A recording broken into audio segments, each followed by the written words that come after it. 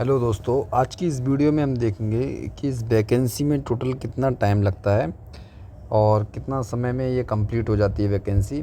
और उसके बाद में हम देखेंगे कुछ वर्क प्रोफाइल के बारे में और उसके बाद जो है हम इसकी सैलरी की बात करेंगे। तो इस वीडियो में हम 3 चीज़ें देखने वाले हैं। आप इस वीडियो को कंप्लीट देखिएगा, पूरी जानकारी आपके लिए इस वीडियो में मिलेगी।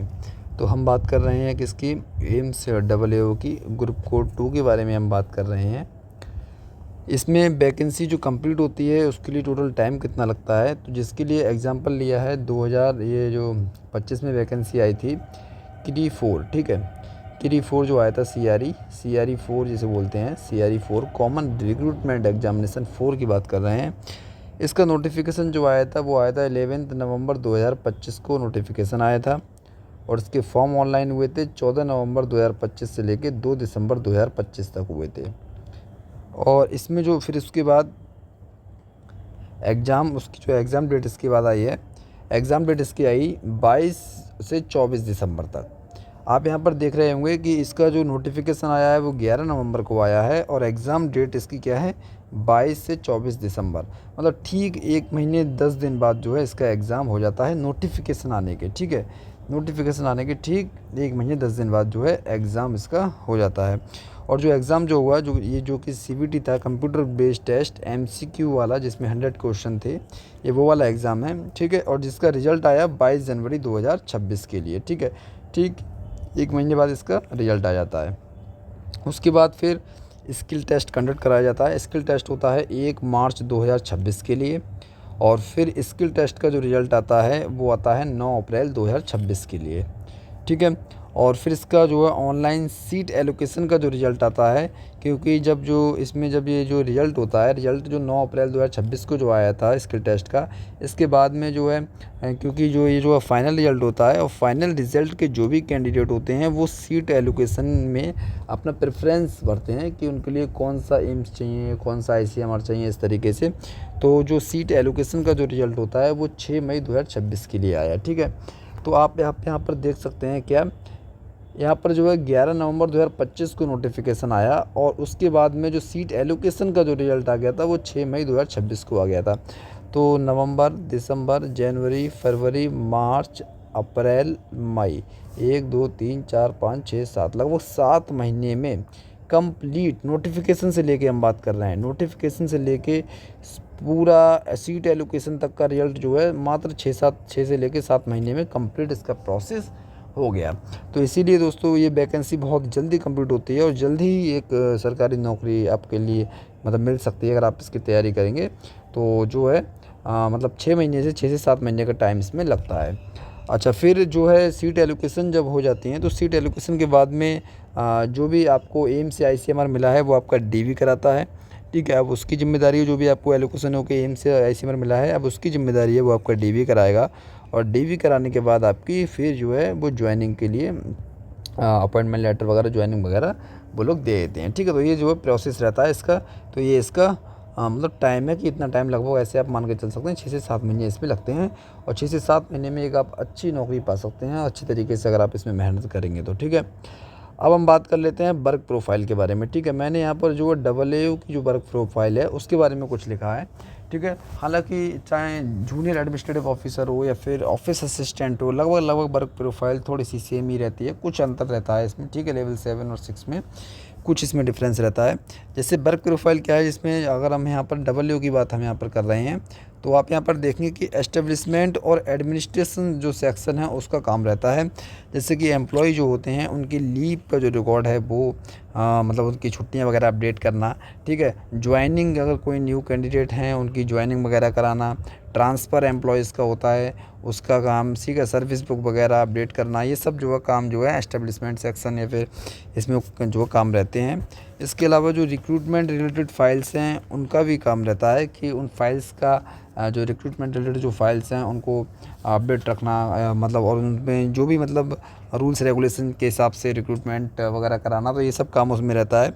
अच्छा, प्रिक्रूटमेंट की कोई फ़ाइल अगर चल रही है या फिर एडमिनिस्ट्रेटिव भी कोई फ़ाइल है तो उसमें रूल्स के हिसाब से चेक करना, क्योंकि अब जो है ई ऑफ़िस चलता है तो ई ऑफ़िस के थ्रू फाइलें आती हैं। जो भी प्रिक्रूटमेंट होता है डिपार्टमेंट के अंदर या फिर कोई एडमिनिस्ट्रेटिव रिलेटेड फ़ाइल है, पेंशन की कोई फ़ाइल है या कोई भी फ़ाइल है, तो उसको रूल्स के अकॉर्डिंग चेक करना कि वो रूल्स के अकॉर्डिंग है या नहीं है, उसकी कैलकुलेशन वगैरह सब कुछ, ठीक है।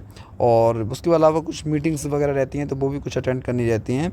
नोटिंग ड्राफ्टिंग का भी काम रहता है। ऑफिशियल जो मतलब कॉरस्पॉन्डेंस होता है, कह सकते हैं पत्राचार जो भी ऑफिस से होता है, अन्य ऑफिस से होता है, हेडक्वार्टर से होता है, किसी तरीके से, तो वो सब भी करना होता है, ठीक है। आप यहाँ पर मान सकते हैं कि 95% जो वर्क है वो ऑफिशियल जॉब ही है एक तरीके से, मतलब ई फाइल के थ्रू कंप्यूटर पर मतलब बैठकर डेस्कटॉप पर जो डेस्कटॉप के थ्रू जो है काम करना इसमें रहता है।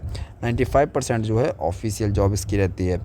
प्रशासनिक जो बैठकें होती हैं या जो कमेटी के सदस्य मतलब कभी-कभी बना दिए जाते हैं तो वो भी काम करना होता है। प्रशासनिक बैठकें अटेंड करना और कमेटी के सदस्य के रूप में भी कभी किसी कमेटी के सदस्य बना दिया, कई सारी कमेटीज़ बनती रहती हैं तो उनके सदस्य के रूप में भी काम करना पड़ता है।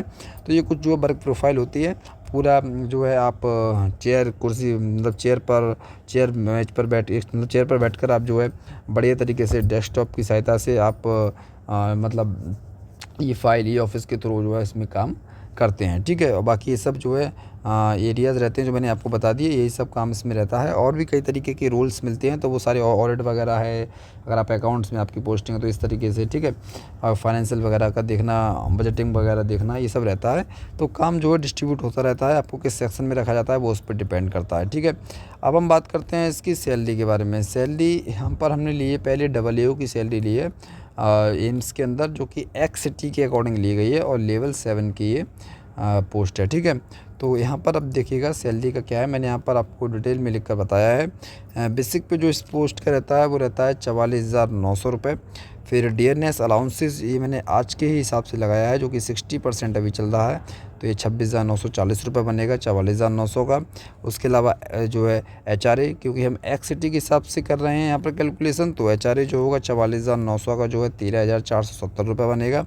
फिर TA जो है ट्रांसपोर्ट अलाउंसेस जो है 3600 रुपये। फिर DA जो बनेगा TA के ऊपर वो 2160 रुपये। और HPCA मिलता है एम्स के अंदर, ठीक है। इसमें जो है HPCA भी लगभग करीब 4300 रुपये मिल जाता है, पेशेंट केयर अलाउंसेस। और NPS जो एम्प्लॉयर का होता है वो 44,900 और 26,940, इन दोनों का जोड़ के 14% ये जो रहता है वो 10,058 रुपये। तो इस तरीके की कुछ स्लिप बनती है जिसमें आपका ग्रॉस अमाउंट लगभग अप्रॉक्स जो है करीब अभी के हिसाब से 1,05,428 रुपये बनता है, ठीक है। अब इसमें कई सारे डिडक्शन होते हैं, जैसे हेल्थ स्कीम का भी एक डिडक्शन हो जाता है 250 रुपये का, और NPS का जो डिडक्शन हो जाता है 71, यहाँ पर जो मतलब 7,184 रुपये का। और फिर जो NPS एम्प्लॉयर जो है उसका भी एक डिडक्शन होगा 10,058, जो कि यहाँ पर ये मिल रहा था। तो ये टोटल अगर डिडक्शन के लिए घटा देंगे 17,492 में 17,492 रुपये 1,05,428 से, तो नेट जो अमाउंट जो बनेगा अप्रॉक्स जो बनेगा, लगभग इसमें कुछ ऊपर नीचे भी हो सकता है थोड़ा बहुत, तो वो करीब बनेगा 87,936 रुपये, ठीक है। ये वाला अमाउंट जो है ये कैश इन हैंड जो हम बोलते हैं सैलरी, वो ये बनती है, ठीक है। इसके बाद में हम बात करते हैं जूनियर एडमिनिस्ट्रेटिव ऑफिसर की। इसका भी एम्स का ही एग्जाम्पल लिया गया है, ठीक है। इसका सेम आप देख लीजिएगा, सेम ही है, XCT ली गई है और L6 है यहाँ पर, ठीक है, लेवल 6 है। और बेसिक पे वगैरह मैंने सेम वही सब लिखा है, आप यहाँ पर देख सकते हैं, ठीक है। इसकी कैलकुलेशन जो है 85,000 टू यहाँ पर आप देख सकते हैं 250 है, 85,250 रुपये। और आप जो है ये डिडक्शन अगर इसमें से लेस करेंगे तो ये आपका जो है net cash in hand amount बनेगा, ठीक है। और इसमें जो है कुछ चेंजेस रहते हैं, जैसे मैंने यहाँ पर जो एग्जांपल लिया है वो एम्स का लिया है, तो एम्स में जो है ये पेशेंट केयर अलाउंसेस मिल जाता है।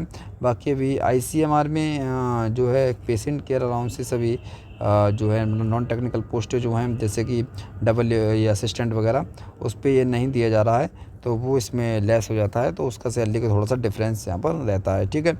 तो ये जो है जाओ की सैलरी और AA की सैलरी हमने यहाँ पर डिस्कस की। तो 3 पॉइंट थे, मैंने तीनों पॉइंट आपको अच्छे तरीके से इस वीडियो में बता दिए हैं। कोई डाउट हो आपके लिए तो आप कमेंट बॉक्स में कमेंट जरूर करिएगा, ठीक है। मैं आपको वो कमेंट जो है नेक्स्ट वीडियो में कवर कर लूँगा मैं, और वीडियो को लाइक कर लीजिएगा। तो चलिए मिलते हैं नेक्स्ट वीडियो में।